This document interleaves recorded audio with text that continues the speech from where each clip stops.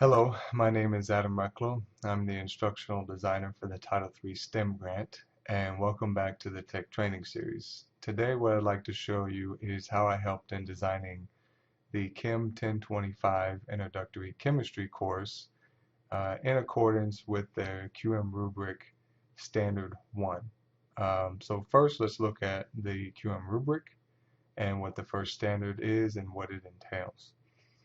So we have 9 standards within Standard 1, and the first 2 are required. So to get QM certification, you have to meet both of the first 2 standards.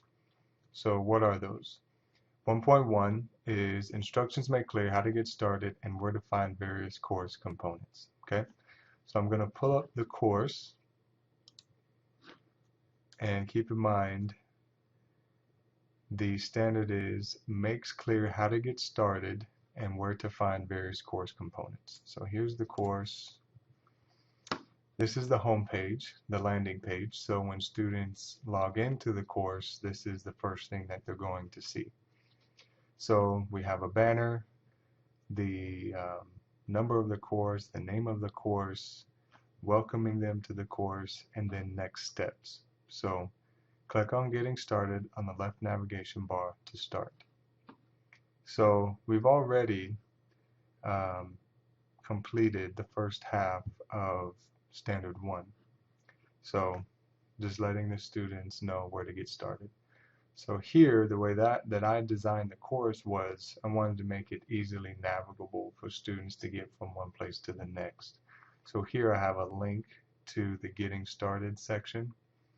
Now they can also find it here in the left navigation bar, but if they're here with the cursor, they can just click on it and that takes them where they need to go. So that's what I'm going to use. Click there.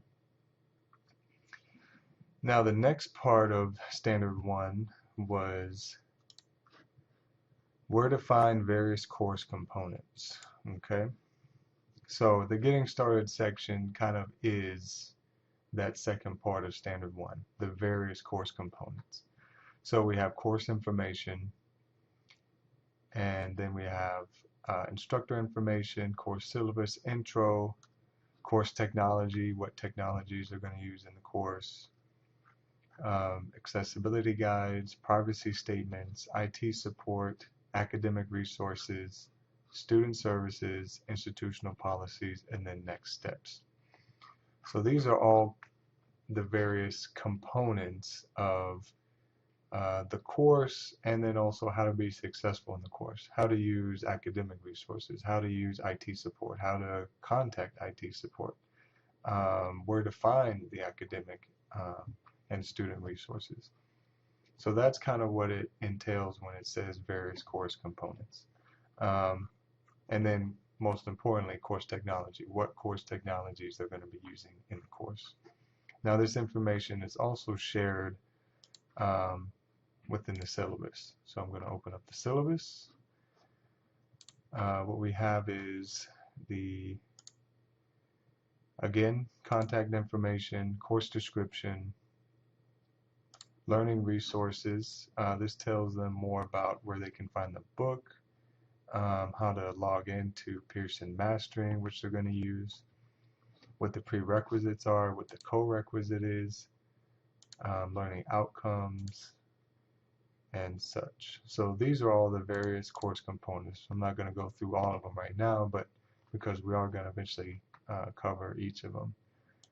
Grading, and then the schedule. So those are the various course components in the course.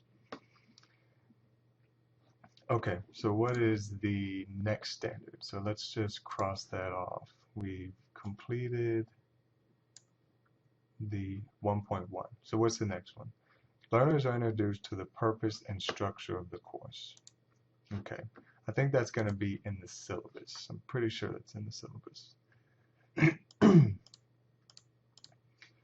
So the purpose and then structure of the course. So those have, so the second standard also has 2 components to it. So this is the course description.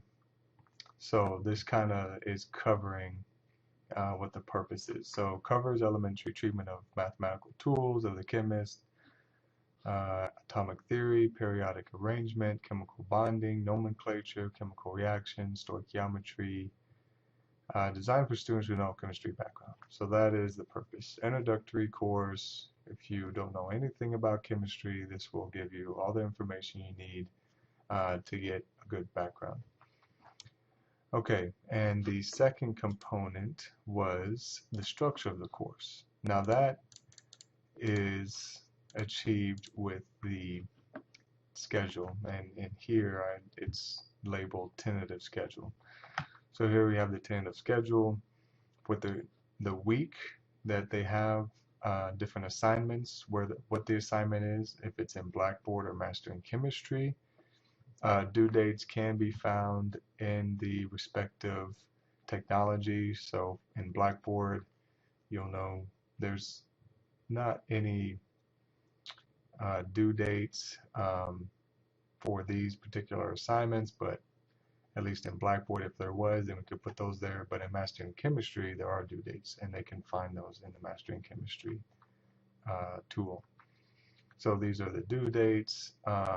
What I did when I helped in designing the course was just put one chapter per week, pretty much. So everything is together. So chapter 1, Blackboard assignments and quizzes are combined and relate to the chapter 1, quiz 1 in Mastering Chemistry. So I just kind of align them in that way just to make it easy for them to follow along, to know, okay, this week I need to do this chapter, you know, everything in that chapter, everything in chapter 2 in Blackboard, and everything in chapter 2 in Mastering Chemistry. So kind of makes it easier. It also kind of makes the layout of each section similar. So the course load for each chapter is pretty much the same when it's designed this way. So kind of makes it also better for the student. You know, they can anticipate the amount of work they're going to have to do for each chapter is not going to be any more or less than, or try not to be any more or less than any other module. Just keep it consistent throughout. So I think that covers section 2 of the course. Okay, what's the next one? Etiquette expectations, sometimes called Netiquette, for online discussions, email, and other forms of communication are clearly stated. Okay, where can we find that? That's also going to be found in the syllabus. So here, Netiquette, we have a Netiquette policy. Netiquette, short for network etiquette, is a set of rules and expectations governing online behavior and social interaction. The core rules of Netiquette are excerpted from the book Netiquette by Virginia Shea, and are a set of guidelines that all members of this course are expected to adhere to. Remember, first, we are all human. Online learning environment participants that do not adhere to the Netiquette expectations may result in both personal and legal consequences. So that's a very detailed Netiquette statement. Yours may be a little bit shorter, maybe longer. You may have your own set of Netiquette rules, which is fine. You can just put those in there. This makes a reference to a rule book. That may be helpful for you as well. So that's the way that Netiquette was addressed in the course introduction. Okay, so we did that, so we can cross that off. Okay, what's the next one? Course and/or institutional policies with which the learner is expected to comply are clearly stated, or a link to current policies is provided. Now that's going to be found in the Getting Started section. So let's go down to Student Services, Institutional Policies. So what I did was I provided a link to the course catalog, which is where all the policies are, but also provided more specific links, for example, to academic policies and then student policies, which are a little bit different. So that's a way that you can kind of relay the information to the student, just provide them the course catalog or give them more specific links to the two different policies, academic and student. Okay, so we've done that. Cross that off. Okay, minimum technology requirements are clearly stated and instructions for use provided. That's also going to be found here at the top. Course technology. So what does that say again? It says minimum technology requirements are clearly stated and instructions for use provided. So basically, the course technologies are declared here, what they're going to be using and how they're going to be using it. So Blackboard Learn is going to be where the course content is. You can access it on the HCC homepage. That's what under Blackboard Learn. Pearson, Mastering Chemistry. Pearson's Mastering Chemistry will be utilized for readings, assignments, and quizzes. To access it, use the following link. Then I give the course ID. Windows Media Player, some videos are in WMV files. They're played in Windows Media Player on a PC. If you have a Mac, you utilize the VLC Media Player. So if they have a PC, then the videos will automatically come up on the PC and be played in Windows Media Player. But if they don't, they just have a Mac, then they can get the VLC Media Player and be able to play those videos. YouTube, they just have to go to YouTube, not very difficult. Adobe Reader, some of the notes are in a PDF format, so then they need to go, if they don't have Adobe Reader, they can download it using that link. Microsoft Office, the school does provide through Office 365 the ability to use Microsoft Office and download it to your computer. So that's pretty nice, and this is the PDF that gives them the steps on how to do that. Then we also have accessibility guides for how to use the various technologies, and then privacy statements for those course technologies, like how their information is going to be used. So I think we covered it. I think we covered basically what all the technology requirements are, and then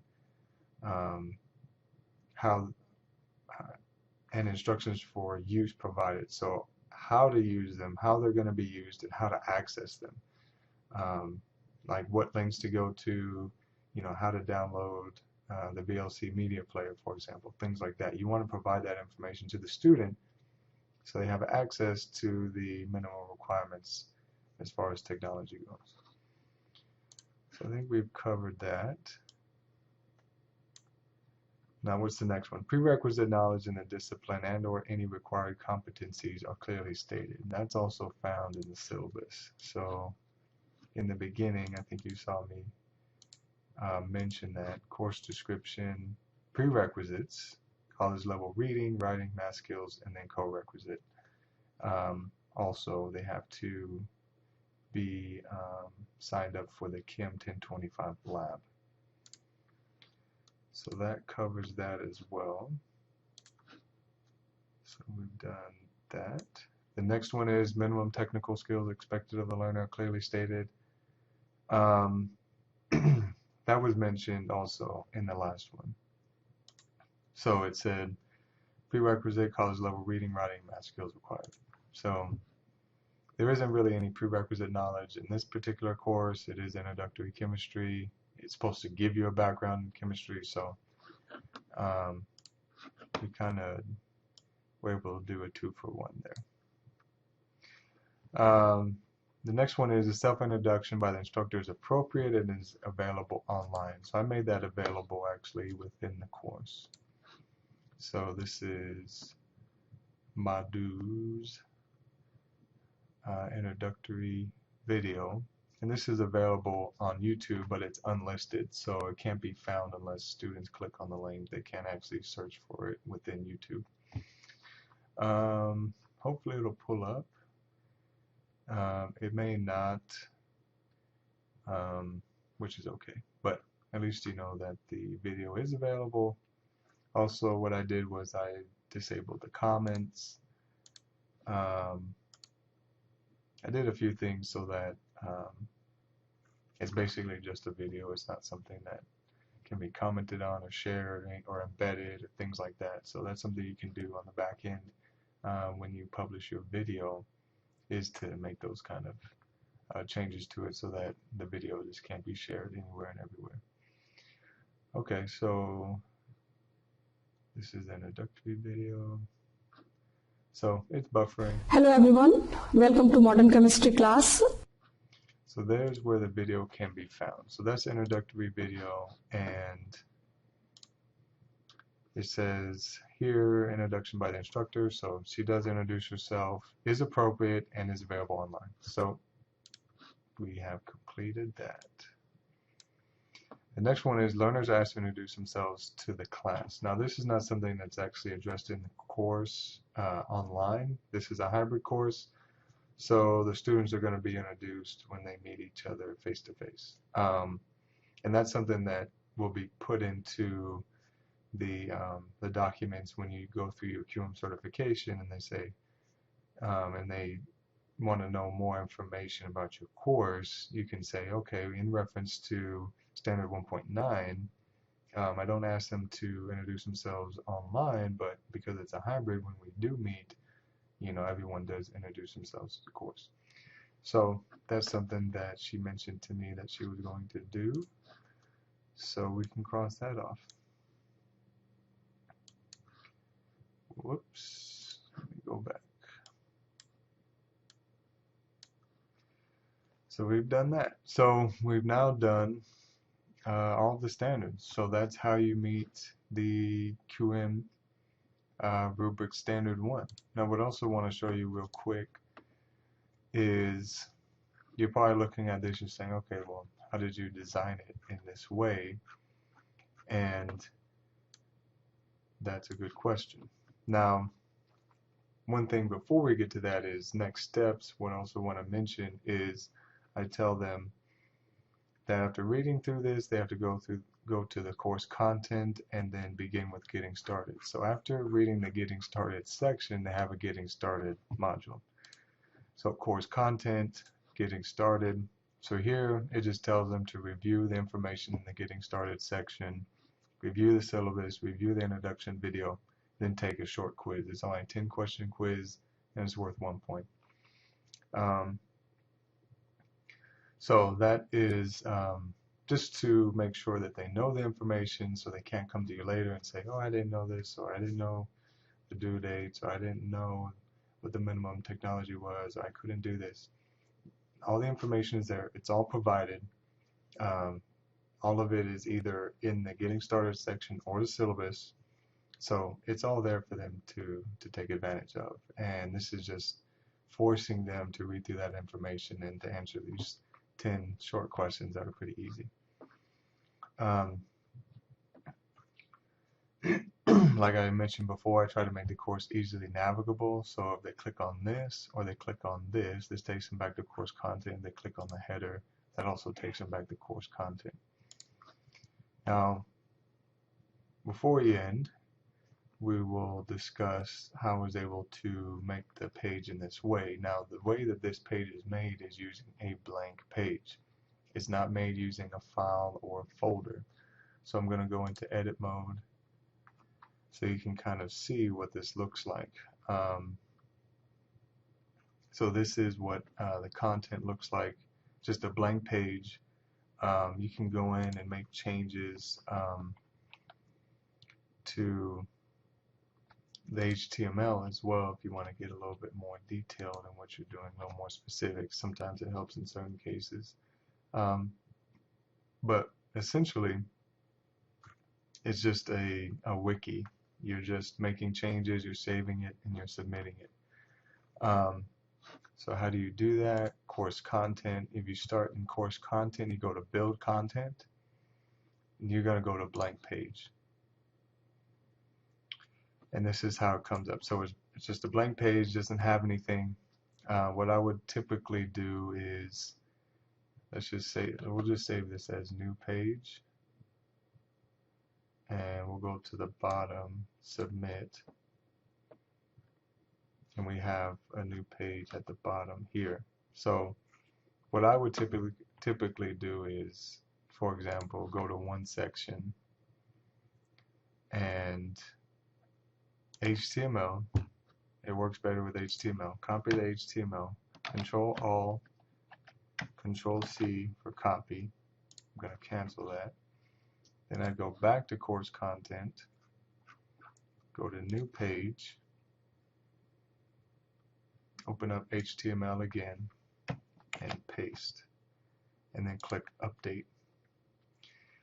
And because the reason I did that is because it has all the information organized the way that I want it to. So for example, overview, objectives, to-dos, instructional materials, readings, worked examples, videos, assignments, assessments, next steps. So if there was another chapter here, I would just put chapter. It would just be that information in that chapter, what the overview is, what the objectives are, what the to-dos are for that chapter, instructional materials, if there's readings, worked examples, or videos, what assignments, assessments, and then what the next steps would be. And then it also helps because I have the button in there. I don't have to make that again.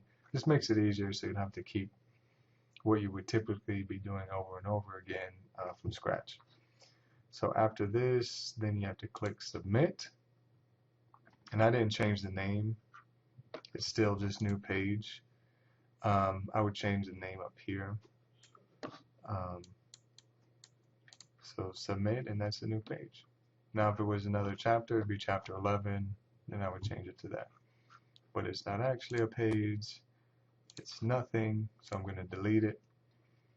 So I think we've covered it all. We've covered the Quality Matters Rubric Standard 1, subsections 1 through 9.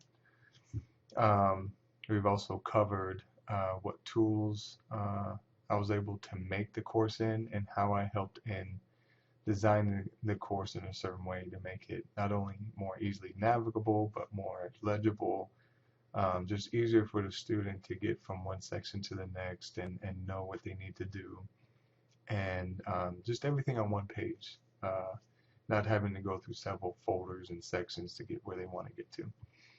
So this training covered quite a bit. Hope it was helpful to you, and hope to see you next time at the next tech training series video. Thank you.